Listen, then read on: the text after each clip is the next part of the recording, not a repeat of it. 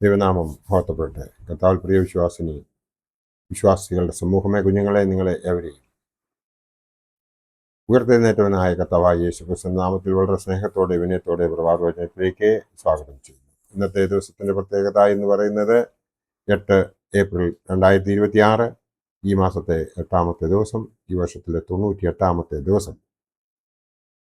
ഇന്ന് 469ാമത്തെ episode publish ചെയ്യുന്നതിന് വേണ്ടിയിട്ട് ദൈവത്തിൽ ശരണപ്പെടുന്നു. ഈ ബുധനാഴ്ചയുടെ പ്രത്യേകത എന്ന് പറയുന്നത് ഹേവോറോ ബുധനാഴ്ച ആണ്. ഹേവോറോ ബുധനാഴ്ച.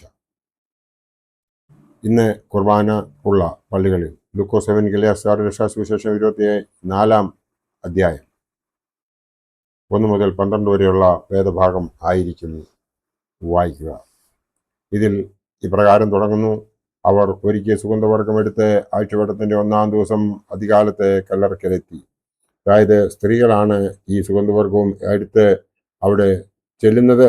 അപ്പോൾ അവർക്ക് മനസ്സിലായത്, കല്ലറ തുറന്നിരിക്കുന്നു. 2 വെള്ളവസ്ത്രധാരികളായ 2 പുരുഷന്മാർ അവിടെ അവരുടെ അടുത്ത് വന്നു നിന്നു. അവർ പേടിച്ച് വിറച്ച് നിൽക്കുമ്പോൾ അവരോട് പറഞ്ഞത്, ആ പുരുഷന്മാർ പറഞ്ഞത്, നിങ്ങൾ പേടിക്കേണ്ട ആവശ്യമില്ല. അവൻ ജീവിച്ചിരുന്നപ്പോൾ നിങ്ങളോട് ഗലീലയിൽ വെച്ച് പറഞ്ഞതായ കാര്യങ്ങളൊക്കെയും ഓർത്തു കഴിഞ്ഞാൽ നിങ്ങൾക്ക് മനസ്സിലാകും, അവൻ മരിച്ച് 3-ാം ദിവസം ഉയർത്തെഴുന്നേൽക്കും എന്നുള്ളത്.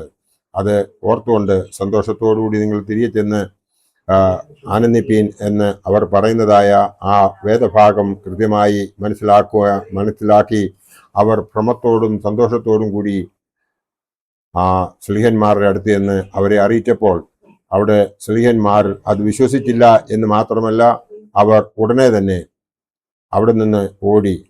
അതായത് പത്രോസും യോഹന്നാനും കൂടി അവിടെ നിന്ന് കല്ലറയ്ക്കൽ വന്ന്, യോഹന്നാൻ ആദ്യം വരികയും പത്രോസ് പിന്നീട് വരികയും, എന്നാൽ പത്രോസ് ആദ്യം കല്ലറയ്ക്കൽ കയറി സ്ത്രീകൾ പറഞ്ഞത് കണ്ട് മനസ്സിലാക്കുകയും ചെയ്തു എന്ന് നമുക്ക് ഇതിൽ നിന്ന് മനസ്സിലാകുന്നുണ്ട്. അതിനുശേഷം അവർ ഒന്നിച്ചുകൂടി അവർ ഒരു റൂമിൽ, അടച്ച മുറിയിൽ, അതായത് അന്നത്തെ ഭരണാധികാരികളെ പേടിച്ച് ഇരുന്ന് ഒരുമനപ്പെട്ട് പ്രാർത്ഥിച്ചുകൊണ്ടിരിക്കുന്ന അവസരമാണ് ഈ ബുധനാഴ്ച എന്ന് പറയുന്നത്. ഈ ബുധനാഴ്ചയെ സംബന്ധിച്ചിടത്തോളം നാം ഓരോരുത്തരും മനസ്സിലാക്കേണ്ടതായ പ്രധാന കാര്യം എന്ന് പറയുന്നത് നമുക്ക് അതിസന്തോഷമുള്ള കാര്യമാണ്. കാരണം ഞായറാഴ്ച നമ്മളെല്ലാവരും കണ്ട് കർത്താവായ യേശുക്രിസ്തു ഉയർത്തെഴുന്നേറ്റിരിക്കുന്നു. അവന്റെ കബറിൽ അവനില്ല. ആയതിനാൽ നാം ഓരോരുത്തരും മനസ്സിലാക്കേണ്ടതായ ഒരു വലിയ കാര്യമുണ്ട്. കർത്താവേ, നീ ഞങ്ങൾക്ക് വേണ്ടി ഞങ്ങളുടെ പാപങ്ങളെ ഏറ്റെടുത്തുകൊണ്ട് നീ ഞങ്ങൾക്ക് വേണ്ടി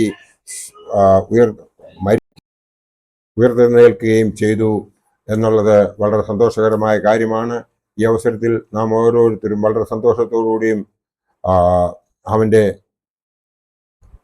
ആ ഉയർത്തെഴുന്നേൽപ്പിൽ നമ്മളുടെ ക്രിസ്ത്യാനിത്വത്തിൻ്റെ വിലയെ മനസ്സിലാക്കി നാം ഓരോരുത്തരും കഴിയേണ്ടതായ സമയമാണ്. അത് ഉല്ലസിക്കേണ്ട സമയമാണ്. ഈ അവസരത്തിൽ സഭ നമ്മളോട് നോമ്പ് നോക്കുവാനായിട്ട് പറയുന്നില്ല, എന്നാൽ സന്തോഷത്തിൻ്റെയും ഉല്ലാസത്തിൻ്റെയും സമയമാണിത്. കാരണം നമ്മുടെ കർത്താവായ യേശു ക്രിസ്തു ഉയർത്തെഴുന്നേറ്റു. ആ ഉയർത്തെഴുന്നേൽപ്പിൻ്റെ സന്തോഷത്തിൽ അവൻ നമ്മളെ കാണിച്ചു തന്നതായ വഴിയിലൂടെ നാം ജീവിക്കുന്നുവെങ്കിൽ, അവൻ നമ്മെ ഉപദേശിച്ചതായ കാര്യങ്ങളൊക്കെയും മറക്കാതെ നമ്മൾ പ്രവർത്തിക്കുന്നുവെങ്കിൽ, അവൻ കാണിച്ചു തന്നതായ, അവൻ സ്ഥാപിച്ചതായ കുർബാന നമ്മൾ മുമ്പോട്ട് അവൻ്റെ ഓർമ്മയ്ക്കായി നടത്തുന്നുവെങ്കിൽ അതൊക്കെയും നമുക്ക് അനുഗ്രഹപ്രദമായിരിക്കും.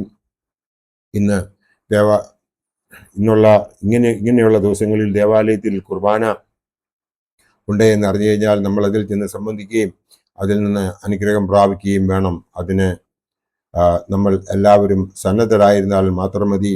നല്ല ഒരു ക്രിസ്ത്യാനിയുടെ യഥാർത്ഥ ചുമതല എന്ന് പറയുന്നത് മറ്റുള്ളവരെ ഉപദ്രവിക്കാതെ സ്വന്തമായി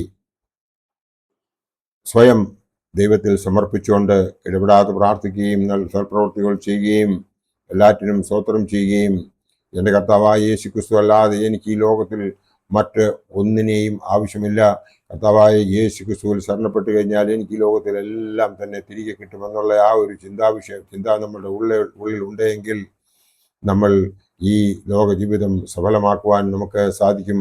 ഈ ലോക ജീവിതം സഫലമാകണമെന്നുണ്ടെങ്കിൽ നാം ഓരോരുത്തരും ചെയ്യേണ്ടതായ കാര്യമെന്ന് പറയുന്നത് നാം എപ്പോഴും ഒരു പോസിറ്റീവ് ചിന്ത ഉള്ളവരായിരിക്കുക എന്ന് മാത്രമല്ല, അതോടൊപ്പം തന്നെ നാം നമ്മുടെ ദൈവത്തിൽ ശരണപ്പെട്ട് നമ്മുടെ പിതാക്കന്മാർ നമ്മെ കാണിച്ചു തന്നതായ ആ പാതയിലൂടെ സഞ്ചരിക്കുകയും അവനെ പൂർണ്ണഹൃദയത്തോടും പൂർണ്ണാത്മാവോടും പൂർണ്ണശക്തിയോടും കൂടി നാം